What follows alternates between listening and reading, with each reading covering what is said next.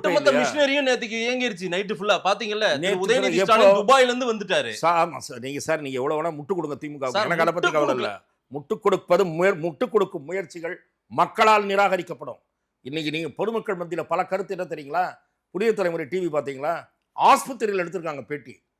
பாதிக்கப்பட்டவர்கள் மத்தியில எவ்வளவு கோபம் இருக்கும். இந்த கூட்டத்துக்கு போய் இப்படி ஆயிடுச்சேன்னு. பாதிக்கப்பட்ட பெண்கள் அந்த போனை கொடுங்க சார், இவர் காட்டும்.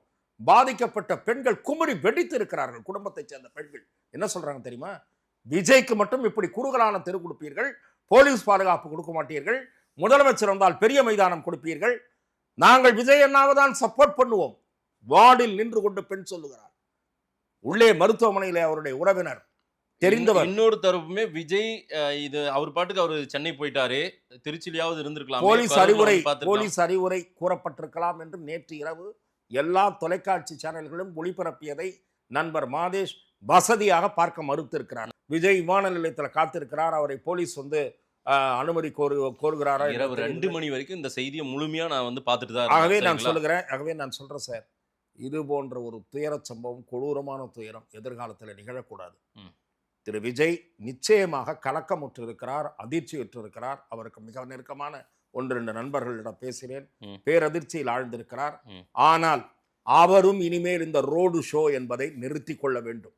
மிகப்பெரிய பொதுக்கூட்டம், அந்த பொதுக்கூட்டத்திற்கு நீங்கள் நேரடியாக சென்று பேசுங்கள். தேர்தல் சமயத்தில் பரப்புரை செய்வதாக இருந்தாலும் மிகப்பெரிய வீதிகள் வழியாக சென்று அதே போல ரசிகர்களின் தொண்டர்களையும் கட்டுப்படுத்துவதற்கு நீங்களும் உரிய ஏற்பாடுகளை செய்து, நான் சொல்லுவது போல அந்த பேரிகேடு, கயிறு கட்டுவது போன்ற விஷயங்கள் எல்லாம் செய்ய வேண்டும். காவல்துறை எல்லா கட்சிகளுக்கும் சமமான பாதுகாப்பு கொடுக்க வேண்டும்.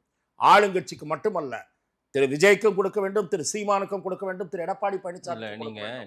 ஏன் ஆளுங்கட்சிக்கு அதீத பாதுகாப்பு? என்ன அவங்க டேஞ்சர்ல இருக்காங்களா? ஆளுங்கட்சியெல்லாம் டேஞ்சர்ல இருக்காங்களா?